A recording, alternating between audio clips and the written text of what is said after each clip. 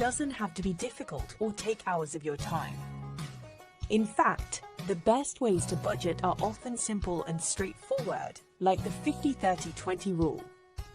It provides quick, bite-sized chunks of information that make it easy for you to save without sacrificing too many hours of your day. So when looking for a nice way to manage your finances out of the box, give this one a try and budget with me.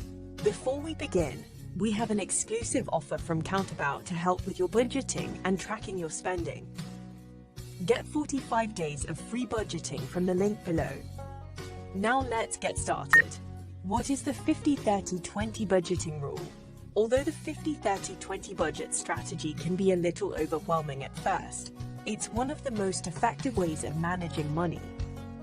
The basic rule is to divide your after-tax monthly income into 3 spending categories: 50% for your needs, 30% for your wants, and 20% for savings or paying off debt. By balancing these areas regularly with your income, you can actually put your money to work more effectively because you don't have to worry about all the complicated details every time you spend. The 50-30-20 also provides structure in dealing with finances, from saving for emergencies to working towards financial goals. Where does the 50-30-20 budgeting rule originate from? The 50-30-20 rule is a simple way to keep your finances in check. The idea comes from Elizabeth Warren's book written in the year 2005, All Your Worth, The Ultimate Lifetime Money Plan, and her daughter, Amelia Warren Tyagai. The two women based their research on over 20 years of data. They found that you don't need a complex budget in order to get yourself in order. By looking at the 50-30-20 rule, you'll effectively balance your needs, wants, and savings goals to manage your finances more efficiently and effectively. How to budget with the 50-30-20 budget rule. The 50-30-20 budget rule allows you to simplify your budget by dividing your after-tax income into just 3 spending categories. These 3 categories are your needs, wants, and savings or debts. Once you know how much to spend on each category, it will be easier to stick to your budget and keep your spending in check. Here's an example of the budget that adheres to this guideline. Budget and spend 50% of your income in needs. You need to cover your essentials, or you'll find yourself getting into trouble. You should have at least 50% of your after-tax income dedicated to your most vital needs. These include monthly rent and electricity bills, transportation and insurance, loan repayments, and basic groceries.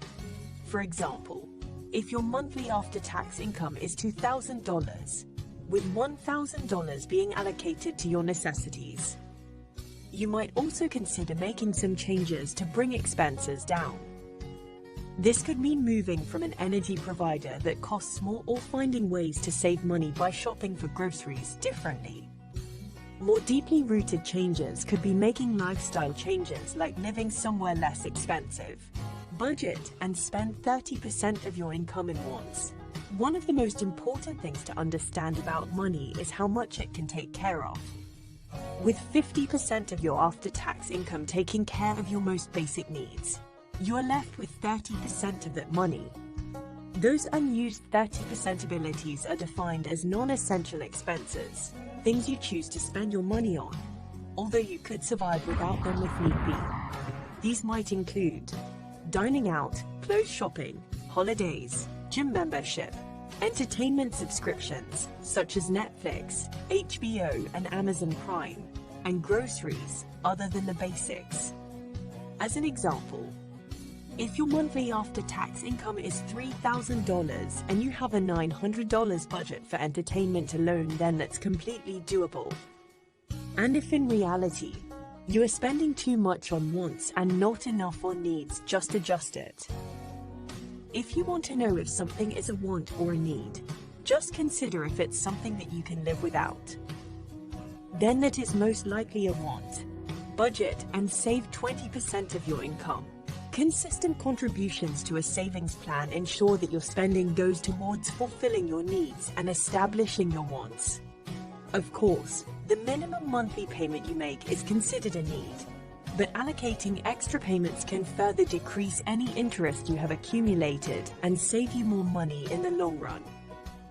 If you're only bringing home $2,000 after taxes each month, it's easy to see how much money can be saved in just a year. After saving $4,800 in 1 year, it's clear that this is an attractive investment opportunity for many people. How to budget and apply the 50-30-20 budget rule. So, how does one actually put the 50-30-20 budget rule into action? You'll need to calculate the 50-30-20 ratio based on your income and categorize your spending. Here's how. First, calculate how much your income will be after taxes. Calculate the amount of money you earn after taxes, which will be your after-tax income. If you're a freelancer, your after-tax income will be what you make in a month. This is typically the amount you have to set aside for taxes, minus any business expenses and what's left for yourself. If you're an employee, this will be easier because your paycheck plus any deductions automatically gets added to your bank account. Take a look at your payslip and add what's left into your account each month.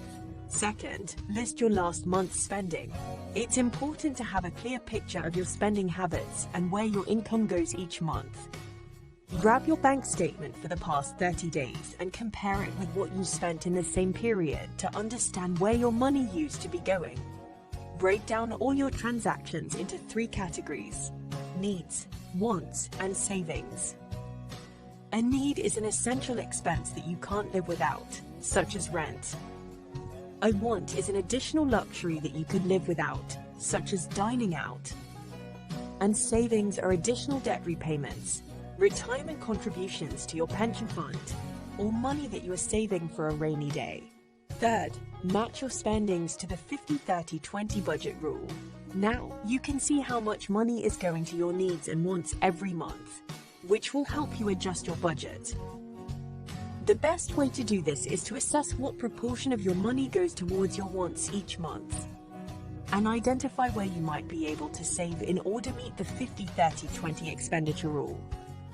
According to the 50-30-20 rule, a want is not extravagant. It's a basic convenience that allows you to enjoy life. As cutting back on what you need can be a difficult process, the more likely it seems from our analysis that cutting back on 1 or 2 of your wants would enable you to reach 30% of your take-home income. The more money that's saved by eating out less, saving up more for emergencies, or cutting back on some leisure spending can then be put into the 20%